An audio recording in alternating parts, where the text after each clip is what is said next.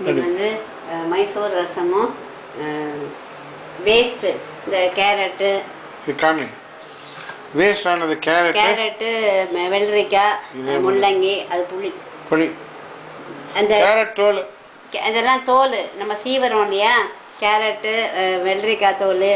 முள்ளங்கி தோல் எந்த தோல் வேணால் போடலாம் பீர்க்கங்காய் தோல் போட்டால் ரொம்ப நல்லா இருக்கும் பட் உங்கள் ஊரில் பீர்க்கங்காய்லாம் கிடைக்குமான்னு எனக்கு தெரில பட் கேரட்டு முள்ளங்கி அதுமாரி ரேடிஷ் அப்புறம் குக்கும்பர் அதோட தோல் இன்றைக்கி நான் வச்சுருக்கேன் இந்த தோல் அந்த காயை யூஸ் பண்ணிட்டு இந்த தோல் வேஸ்ட் ஆகாமல் அதை வந்து ஒரு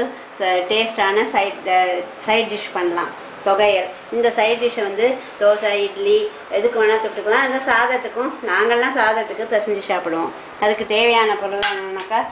இது முதல்ல இது வேணும் இதோட தோலி எந்த தோலி வேணால் போடலாம் இங்கே வந்து நான் கேரட்டு முள்ளங்கி வெள்ளரிக்காய் தோலி போட்டிருக்கேன் வேறு எது வேணாலும் போடலாம் யூஸ்வலாக பீர்க்கங்காய் தோலி ரொம்ப நல்லாவே இருக்கும் டேஸ்ட்டாக அப்புறம் கொஞ்சோண்டு நல்லெண்ணெய் ஒரு அரை ஸ்பூன் நல்லெண்ணெய் விட்டு அதில்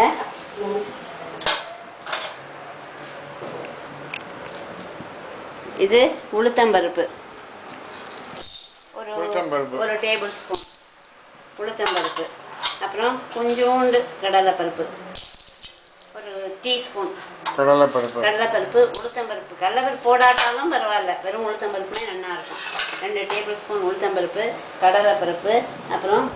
இதுக்கு ஒரு 3 இது தோலையெல்லாம் திதிப்பாக இருக்கிறதுனால கொஞ்சம் மிளகா கூட போடலாம் மிளகா வந்து 3 போடலாம் சின்ன சின்ன மிளகாயாக தான் இருக்குது அதனால 4 போடுறேன் அது பெருசாக போட்டால் அரைக்கிறதுக்கு கஷ்டமாக இருக்கும்னு கிள்ளி போட்டுருக்கேன் அவ்வளோதான் இதை போட்டு வறுத்துடணும் எண்ணெய் விடலையா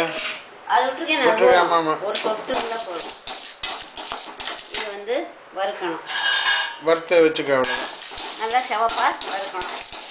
அப்புறம் இது வறுத்து எடுத்ததுக்கப்புறம் அது அப்புறம் காமிக்கணுமா இல்லை வறுக்கணும் அப்போ அடுத்தது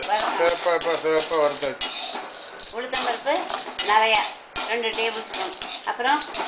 கொஞ்சோண்டு கடலைப்பருப்பு ஒன்றா போடலாம் வேண்டாட்டா வேண்டாம் சனா டால் இது உளுத்தால் சனா டால் 4